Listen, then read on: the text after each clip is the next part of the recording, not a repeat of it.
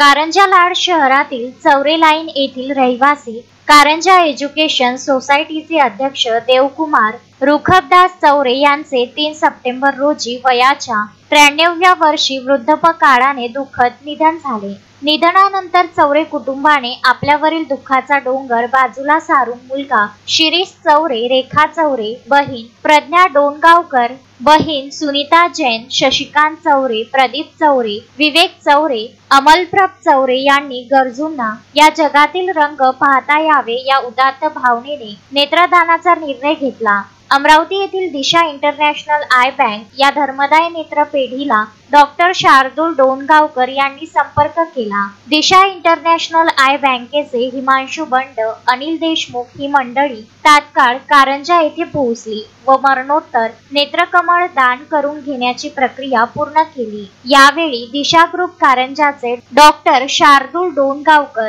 Doctor Sushil Deshpande, doctor Vivek Ghude, Shekhar Bang, Alok Chaure, Prajwal Gulalkari, परिवारातील सदस्य रविसाव चौरे, उद्धार चौरे, विनम्र चौरे, निधी जैन, विदित जैन, गौरव पेंढारी, राजसी पेंढारी, परिवारातील अनेक सदस्य उपस्थित होते। नेत्रदानाच्या सेवाभावी कार्यासाठी परिवारातील इतर सदस्यांचे देखील मोलाचे सहकार्य लाभले। त्याबद्दल दिशा एज्युकेशन फाउंडेशन व दिशा इंटरनॅशनल आय बँकेच्या सर्व संचालक मंडळाने व कार्यकर्त्यांनी चौरे परिवाराचे आभार व्यक्त केले आहे व स्वर्गीय देवकुमार चौरे यांना दिशा परिवाराकडून भावपूर्ण श्रद्धांजली अर्पित केली। अध्यक्ष देवकुमार चौरे यांचे आज दुःखद निधन झाले आणि परिवाराने नेत्रदानाचा निर्णय घेतला।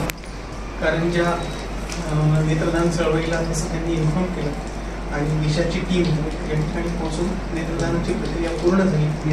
त्यांनी